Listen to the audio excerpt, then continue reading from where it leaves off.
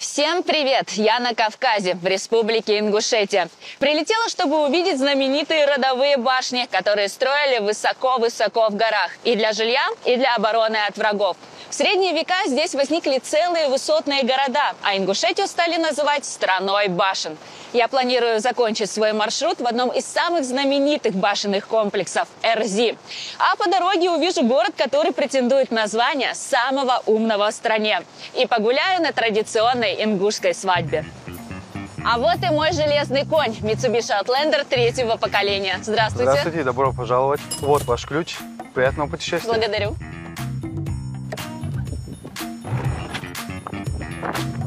Этот автомобиль хвалят за крепкую подвеску и надежный двигатель. То, что надо в горах. Но мои 36 часов начинаются. Поехали.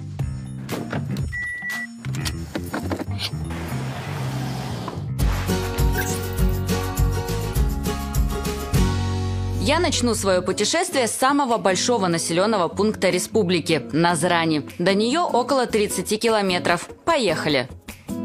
Только выезжаешь на трассу, и перед тобой бескрайние ряды деревьев. Это сад-гигант, который носит имя республики Ингушетия. 1000 гектаров насаждений. Это почти 5 территорий Монако. Яблоки отсюда развозят по всей стране. Вот и Назрань. Моя первая точка – мемориал памяти и славы. Он знакомит с главными событиями истории ингушского народа за последние 250 лет. Здесь достаточно удобная парковка. Сколько бы ни приехало гостей, места всем хватит. Ну что, пойдем внутрь?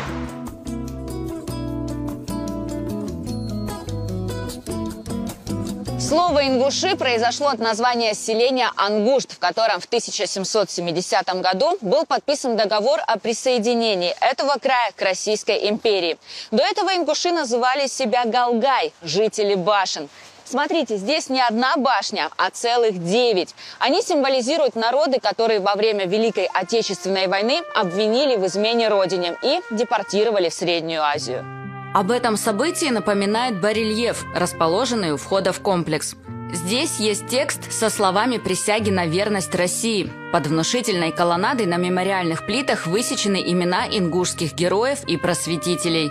Жемчужина комплекса – 9 башен, переплетенные колючей проволокой. Внутри – музей, посвященный жертвам репрессий. Во время Великой Отечественной войны тысячи ингушей были депортированы в Среднюю Азию и вернулись на родину только через 13 лет.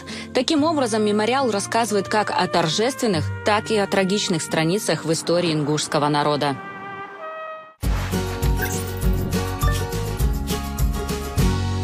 Еду дальше, в столицу Ингушетии, город Магас. До него всего 4 километра, но говорят, что он очень отличается от Назрани. А еще, что это один из самых современных и самых умных городов России. Навигатор построил мне маршрут по федеральной трассе «Кавказ». После недавней реконструкции она стала 4-полосной. Появились удобные развязки, освещение и ограждения. Въезд в Магас пропустить невозможно. Его обозначает арка Аланских ворот. Наверху – смотровая площадка.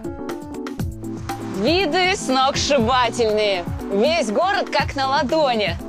И окружен горами.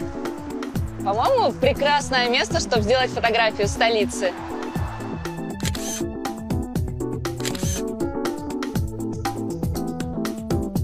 Аланские ворота были названы в честь могущественного государства Алания, которое находилось на этих землях 1000 лет назад.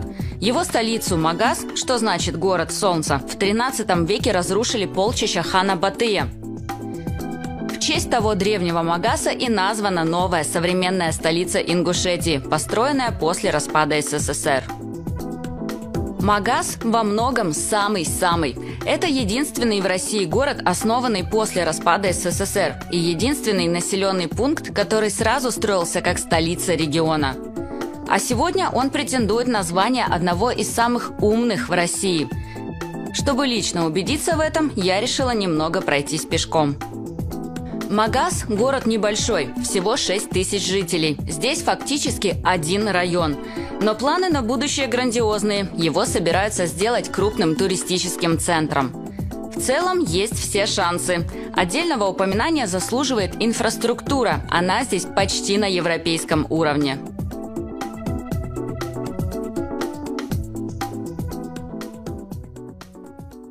А еще здесь есть скамейки с подогревом. Представляете, вот на улице довольно прохладно, а я сижу, и мне тепло. И можно зарядить телефон. Где еще такое увидишь? Супер современно. По городу разместили вот такие тумбы. Это электронная библиотека, где можно скачать книгу на смартфон или планшет.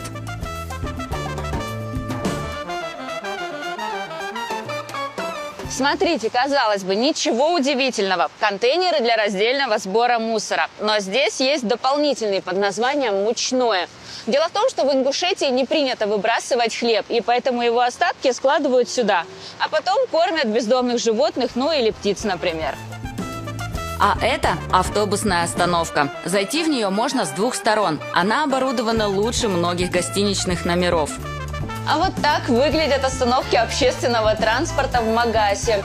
Внутри, в зависимости от погоды, работает либо кондиционер, либо отопление. Так, что здесь есть? Смотрите, можно скачать книгу, бесплатный Wi-Fi, можно зарядить телефон, можно выпить кофе, просто посидеть с подружкой, поговорить, тепло и уютно. В центре города находится башня Согласия, которую построили в 2013 году. Ее видно из любой точки города. Это самое высокое здание во всей республике. 1,5-метровые стены из железобетона могут выдержать землетрясение даже в 9 баллов. Я решила узнать об этом гиганте поподробнее и заказала экскурсию. На полностью покажу вам быт нашего народа, как они строились, да, тот период. Здесь и башни, и небо звездное, и облака. Но тут такую специально сделал такую имитацию, как будто мы находимся, да, под звездным небом во дворе, да, как бы образца 16 века ингушского аула. Башни делятся на боевые и жилые. Внутри комплекса могут располагаться святилища и склепы. Такую башню строили всей семьей. Только род со своей боевой башней мог стать полноправной частью Тейпа. Так в те времена называли сообщество, жившее на той или иной территории. Без Тейпа они не смогли бы выжить. У нас до сих пор есть такая-то система самоидентификации, с какого Тейпа этот человек, откуда он вышел.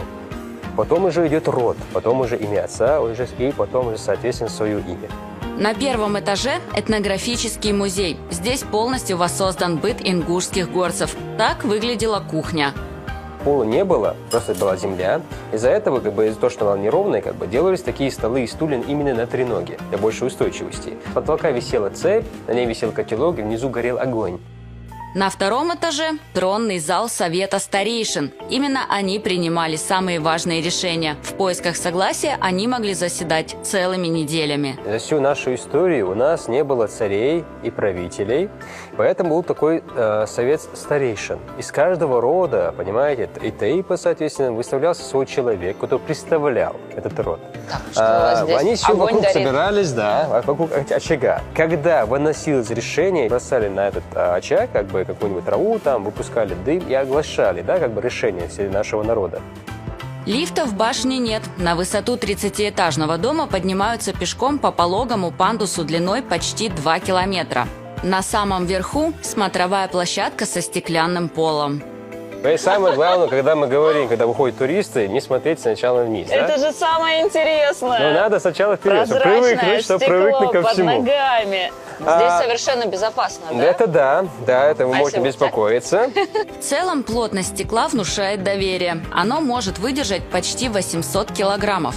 Я так смотрю, у меня ощущение, что мы находимся на уровне гор. Они прямо у меня перед глазами. Ну, 84 метра.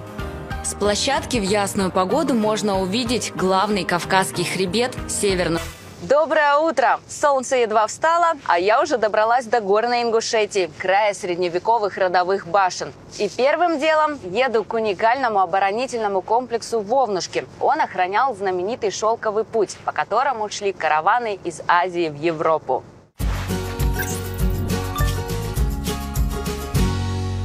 Дорога идет вдоль реки Аса. Она пробила в горах очень живописное ущелье. Его длина 17 километров. По легенде, эти глубокие расщелины – следы когтей дракона. Их он оставил, когда его смертельно ранил богатырь. 2 моста проехала. Здесь развилка. Да, говорили, по-моему, направо. Но я не уверена. К счастью, интуиция подсказала верный путь. Как хорошо, что у меня внедорожник. И как же повезло с погодой. В дождь в горах множество опасностей. От потоков воды до камнепада. И совет – заправляйте полный бак топлива. Здесь очень мало АЗС. Очень красивое место. Зелень, башни, виднеются вершины заснеженных гор. Просто великолепно. Боевые башни сохранились во многих кавказских республиках, но только здесь их такое количество. Куда ни кинешь взгляд, к небу тянутся каменные шпили, то поодиночке, то целыми городами. Название Вовнушки переводится как «место оборонительных башен». Вот уже 700 лет вот эти каменные монстры охраняют проезд через ущелье. Ведь здесь проходила важнейшая торговая дорога – Великий Шелковый путь. Не представляю, правда, как они заносили туда камни, потому что мне даже здесь просто идти сложно. Смотрите, какой крутой склон. Согласно легендам, в старину башни были связаны подвесным мостом. По нему можно было перебежать на другую сторону ущелья. Ох уж это средневековое горное бездорожье. Но я добралась. Вот они, оборонительные башни.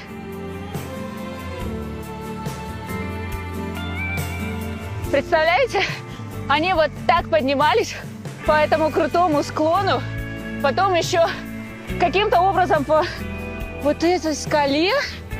Но какая же здесь фантастическая природа! Сюда стоит забраться хотя бы для того, чтобы полюбоваться этими видами.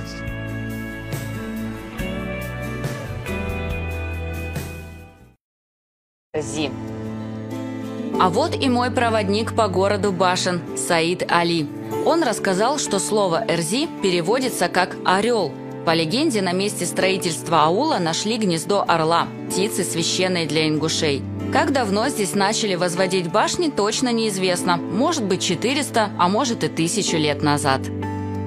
А здесь сколько башен сохранилось? Тут было, значит, 22 башни было жилых, и 16 было вов, это боевые башни. 7 это было моих предков.